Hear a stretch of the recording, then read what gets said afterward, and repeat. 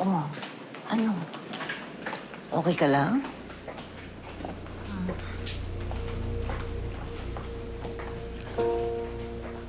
Alam mo, ba't ka ba kinakabahan? Eh, di ba positive naman lahat yung mga exams mo, yung mga test mo? Huwag na lang po muna tayo mag-expect. Gusto ko lang po na ma-confirm ng doktor kasi ang tagal na rin po namin itong hinintay. Ako rin ang tagal ko na nag-iintay. Excited na ako na magkaapo.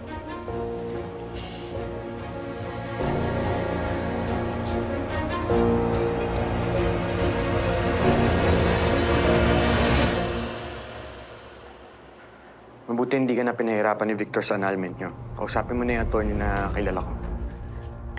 Nagtataka lang kasi ako bakit biglang pumayag si Victor. Bago siya umalis, ayaw niya pa makipaghiwalay eh. Huwag mo na isipin yun. Ang importante, magiging malaya ka na. Hindi na siya magiging parte ng buhay mo. Alex, ama pa rin siya ni Abby. Oo. Pero hindi tayo magiging masaya hanggat nasa paligid siya. Kaya naman nating alagaan si Abby eh.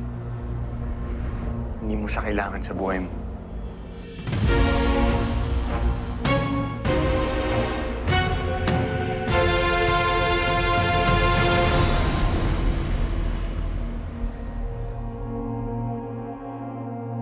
Two to 4 years aabutin bago mag-grant ang annulment. Posibleng gagastusin nasa 300,000 to 600,000. Walang problema sa akin, attorney, kung magkano magagastos ko. Ang gusto ko lang malaman, ano mangyayari sa anak ko. Well, the law favors the mother, pero kung 7 years old above ang bata, pwede siyang mamili kung kaninong magulang siya sasama. Bakit naman kailangan hiwalay? Hindi ba pwedeng pareho? Kaya nga ba pag sa annulment cases, ang advice ko lagi is maghiwalay ng maayos ang mag-asawa para hindi nadadamay ang bata. Kailangan ma-prove ng both parties na capable sila maging maayos na magulang. Kailangan mapatunayan ninyo that you are emotionally, physically, and economically fit for shared custody. Attorney, paano kung gusto ko sa akin mapunta yung anak ko? Then ang ilalaban natin is sole custody mo. Kailangan lang mapatunayan mo sa judge na meron kang stable source of income. May trabaho ka naman, di ba? Gusto kong masiguro na sa akin mapupunta ang anak ko.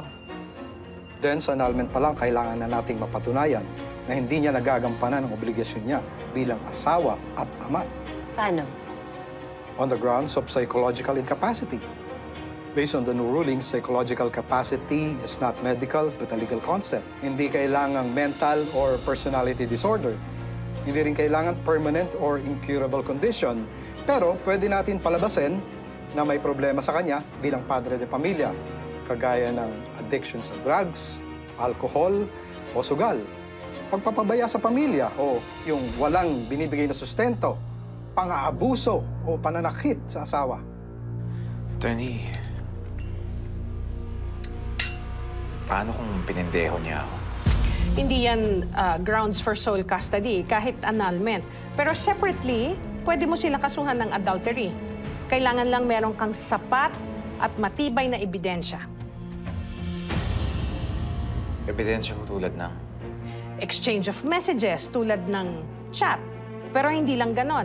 Dapat may mas matibay kang pruweba. Nahuli mo ba sila mismo sa akto, ang asawa mo na nakikipagtalik sa ibang lalaki?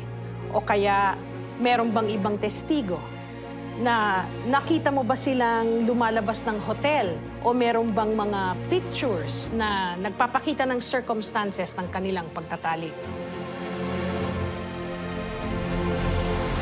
Based sa economic background mo at sa kwento mo kung anong nangyari sa pagsasama nyo, mas mataas ang possibility na sa iyo i-grant ng korte ang custody.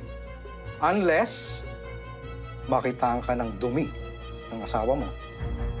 Wala naman siyang mahahanap na ganon, right?